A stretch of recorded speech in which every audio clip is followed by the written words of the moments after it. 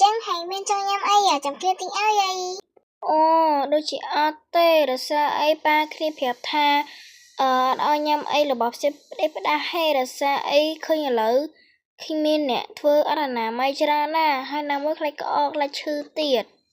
ខ្ញុំវល់អញក៏ទៅញ៉ាំអីខ្លាចក្អកអីហើយអត់លុយប៉ាម៉ាក់អញទៀតអើយទៅអីណាអញញ៉ាំមួយគ្នាអញធ្វើអ្នកកដោគ្នាអើយបើគ្នាវិញញ៉ាំតែម្នាក់អញអត់សូវគឺនេះគ្នាខំយកលុយមកនឹង50000មកដើរលេងអញ្ចឹងគួរញ៉ាំអីខ្លះទៅអីអត់អីអញញ៉ាំមើលគ្នាអត់ញ៉ាំអីបើអញអត់ញ៉ាំ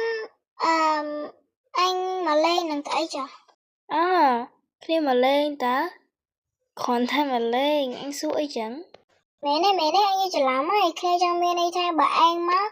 អញអត់ទិញអីចឹងអញមានអីញ៉ាំឥឡូវនេះហើយណាបើអត់អីទេគ្នាទុកចិត្តឲ្យទុកចិត្តបានហ្នឹងហើយអត់អីទេរឿងហ្នឹងរឿងញ៉ាំហ្នឹងអត់ទេណាថាអត់គ្នា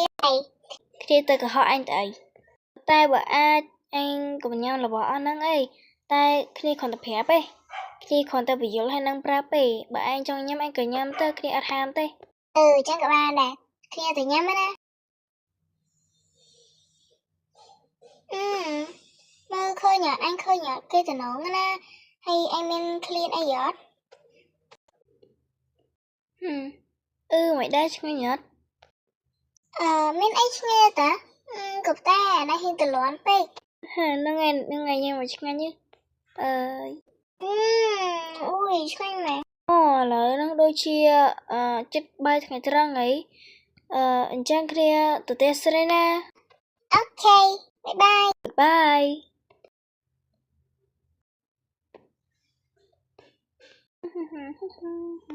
ពូសុខាណាដែរពូអូក្មួយសុខាឈឺហើយដោយសារតែមិនដឹងជាហូបអីទេពេលប្រាប់ថាដោយសារតែហូបអីព្រាយផ្ដាស់ទើបសុខាឈឺហើយមិនអាចនឹងមកលេងជាមួយក្មួយបានទេណាក្មួយឈប់សម្រាប់មួយថ្ងៃទេណាចាពូសុខាឈឺរឿងអីខ្ញុំប្រាប់ថាសុខាកាលពីសប្តាហ៍មុន